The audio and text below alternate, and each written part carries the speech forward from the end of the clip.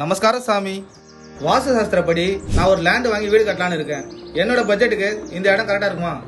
நீங்க கவர்மெண்ட் ஜாப்லயோ பொதுப்பணித்துறையில இருந்தீங்கன்னா கிழக்கு திசையில வாங்கணும்.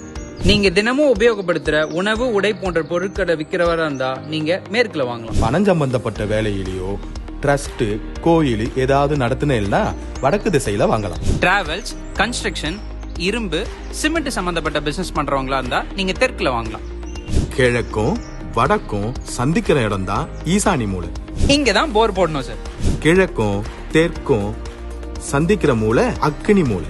வாஸ்துபடி அங்க கிச்சன் வந்துரும் சார். மேற்கும் தெற்கும் சேர்ற இடம் குபேர மூலை. கொஞ்சம் மேடா இருக்கணும். பெட்ரூம், பண லாக்கர் இங்க வந்துரும் சார். வடக்கும் மேற்கும் சந்திக்கிற இடம் வாயு மூலை. பாத்ரூமும் செப்டி டேங்கும் அந்த சைடு வந்துரும் சார். உங்களுக்கு பிடிச்ச மாதிரி தரமான வீடு கட்டி கொடுக்கறது தான் தனிகையோட தனி ஸ்டைல். நிலம் வாங்கி வளம் பெற வாழ்த்துக்கள். வாஸ்து சாஸ்திரப்படி மேகவண்ணன் தனிகையோட பொன்னேரி மெதுர்ல நில வாங்கி வீடு கட்டிட்டேன். நீங்க எப்ப கட்ட போறீங்க? Thanigai estate and construction private limited.